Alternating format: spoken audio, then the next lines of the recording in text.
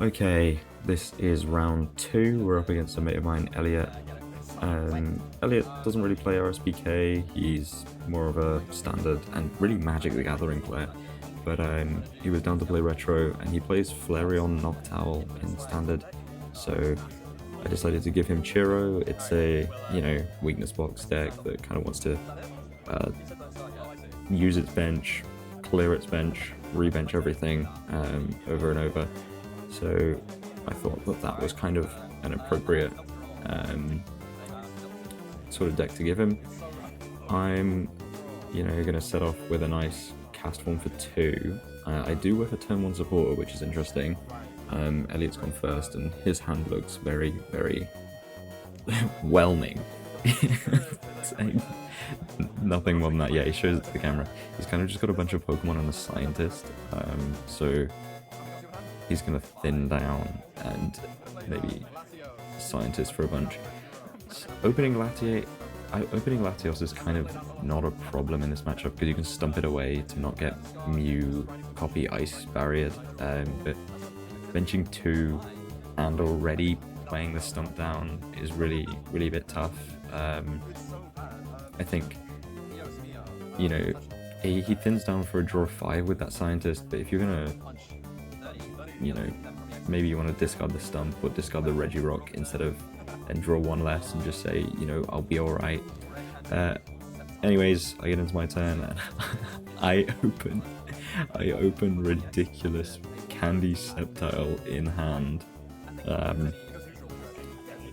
Yeah, that's a real problem for Chiro as a deck. So the problem with this Sceptile is that extra liquid is going to be constantly active and it's going to sit on the bench the whole game, making Elliot's attacks cost 1 more, preventing him from ever fellow boosting if he wants to take a turn off, sort of preventing him from making that instant Jirachi as a response if all of his energy gets KO'd. He has to sort of lean into using Alakazam style because it doesn't get the extra liquid. He doesn't really have to lean into using it, but it's more efficient to use it. And as a little bonus, he doesn't play reversals or POW. It's not really the vibe of the deck. So he's never going to be able to get rid of that Sceptile. The best he has really is to sort of spam Giant Stump and have me discard useful things from my bench, so that I can preserve the Sceptile. So yeah. That's a bit of a sack there for me. I'm gonna Windstorm his stump as Elliot, sort of he attaches and then he whiffs the energy, so he can't Ice Barrier again. So he just retreats and passes, and I'm gonna get off a Mentor. Optimally, Elliot would be in there with Shield Beam. I didn't open Jirachi, so Shield Beam is a little less important. But if I just sack into Candy Pidgeot, which low-key, I Candy's Sceptile, but I just mentored away a Pidgeot. I must have Delta drawn into the Mentor, because otherwise you would just be candying Pidgeot there. Ah well. Yeah, optimally you'd be doing this. You'd be Shield Beaming with Jirachi. It trades really well into Gardevoir, both of them. The Imprison Gardevoir, you can sort of Shield Beam it for 60, and then it doesn't OHKO you, so you can just Psybolt it if the energy stays on, and you can Shield Beam it again if the energy is moved off, because your opponent, won't be able to attack with that Gardevoir. Looks like I'm pivoting basically to just spamming Ice Barrier with Mew. I've got, it's a nice way for me to stall it equally. Since I don't start the Jirachi and I don't have a Pidgeot or anything, it's not, Shield Beam isn't really doing anything. It's not doing anything, full stop, I'm going to get a Ray with an energy down, which is really nice because I'm down a prize and I can Shield Beam, I can Ice Barrier. until I'm ready to until I have enough of a board that I can just come in with Ray and I can trade really nicely. Because it's going to take Elliot at least a Zamstar with 3 energy to KO this Rayquaza. And he doesn't have anything. He doesn't. Oh my god, his hand's Retriever, Windstorm. I'm gonna cast form off that Ray. Retriever, Windstorm, Kyogre, Latias, and like maybe a Balloon Berry. He just goes for the Shield Beam to keep up the power lock. But again, I'm really not using powers here, so it's gonna get bad very quick. As I'll just Transceiver or Researcher. And I'm gonna toss Magnemite. I think yeah, we just go double Curlier here. There's no need to commit either way to either Gardevoir. And yeah, send over another Ice Barrier, putting this Jirachi at 30 health remaining. So you really want, you really want to stump here as Elliot. I have energy on a Ray, 2 Curlier, Sceptile, and Pidgey. Like, if you played a Giant Stump, I would probably have to dump a Curlier and Pidgey, which is really disruptive, and you would actually be able to get, the Mewtwo. What would you toss Regirock here? Like, you can't even toss double Latios to stop me from Ice Barriering, because the rest of your bench sucks so bad. And it does suck so bad that Elliot just goes for the retreat into a Latios. He Aurum Berries it. I've just got the one Aurum Berry in there just for like Shield Beam trading, because I think it's nice. And I am debating an energy attachment at this point for a while. Jesus. I think at some point I clock, oh yeah, I'm not shield beamed, and oh yeah, I'm behind on prizes. I can just warp into this Ray and dink the Jirachi and get rid of all of Elliot's energy. And one of the things with Chiro as a deck is it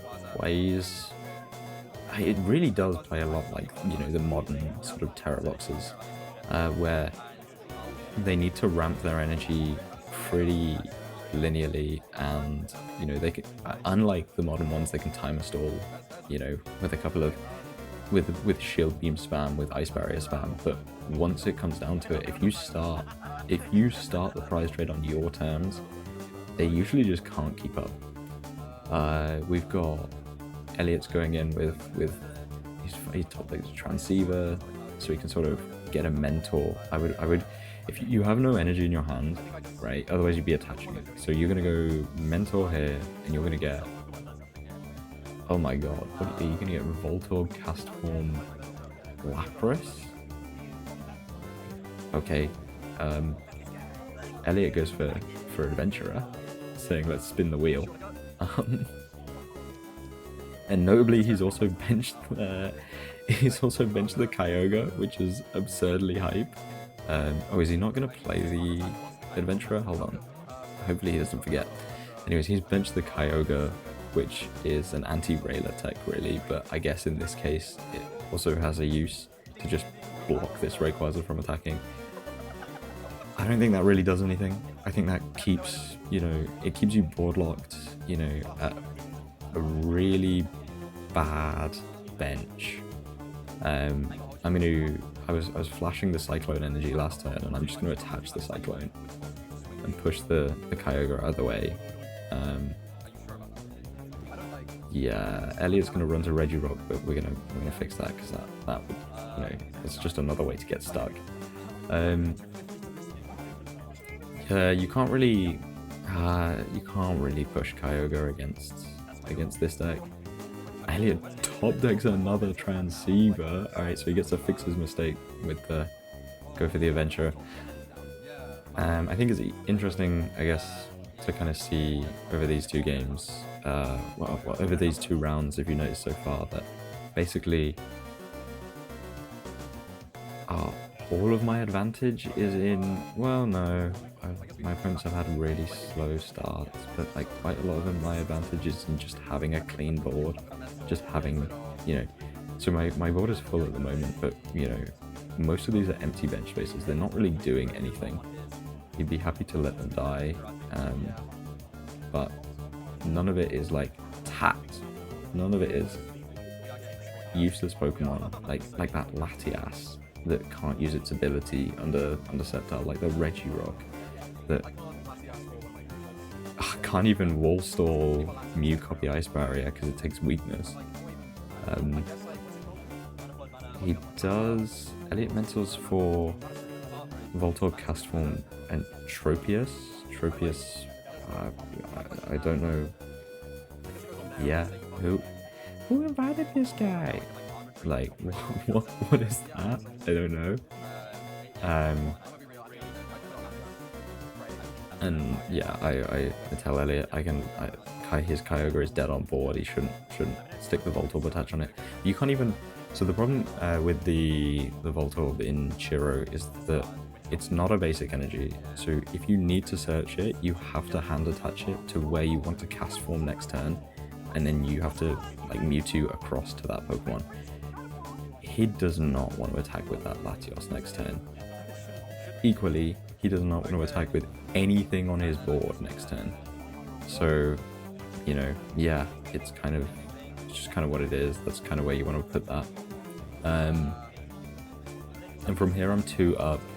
I'm gonna go ahead and pop the Kyogre with a Mew copy Tonnage.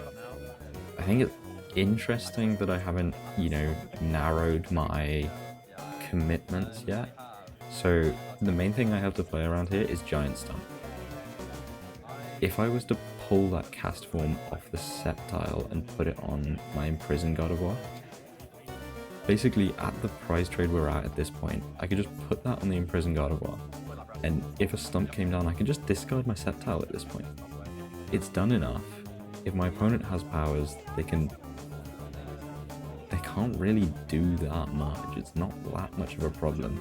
It's more about playing around that Giant Stump, you know, forcing me to discard 2 Pokemon that, like, I guess I could just lose the Kirlia. Losing the Kirlia would suck, though. Elliott top decks Lapras and goes for the Castaway in the meantime to finally sort of get some energy on board. You're kind of looking as this list plays 11 basic energy and the Voltorb and 3 cast form and 3 Castaway. So you're really just assuming you'll hit some energy early. Kind of tough when you see nothing, but Elliott's going to attach and then sort of clock. I can't even attack under Sceptile. He can't retreat into any of his 2 prizes because they die to Black Magic. So he retreats into the Lapras. I'm finally going to get a Pidgeot set up, which is nice. Retriever, there was one in my discard near the start of the game. So I get Quick Search online, I evolve into a second Energy Jump Gardevoir. I'm just going to push this energy to Rayquaza because I'm pretty confident on board state that basically this Rayquaza can't die next turn. So you went, God, what would you have to do? You'd have to Stump, Windstorm it, Archie for Lantern, then you could accelerate to Lantern and you'd have 2 basic energy in play, and then you could Alakazam copy Lugia. That would be your way to do that, and then you would die on board to the Sceptile, but I guess yeah, Elliott has none of that. He just retrievers back this Kyogre and goes for a Mentor. I don't know, man. I mean, he's not had a great showing. He's not had a great game anyways, but, you know, putting this Kyogre down is not making it any easier. And I'm just going to retreat into the Gardevoir, jump that cast form up to it, and go for a black magic and take the game. Unfortunate that we didn't really get to see what Chiro's meant to do in that game. Like, we saw a delta switch to make an attack, but yeah, Elliot's just going to show all of his all of the energy that he couldn't find. Either way, that was round 2. Thank you very much for the feedback on round 1, and hopefully you join me for round 3. I've also got some sort of bonus rounds of other people playing, so I'll commentate over those as well, I guess, although honestly I don't know what happened in those games, so we'll see. Either how, thank you very much for watching, and have a good one. Bye bye.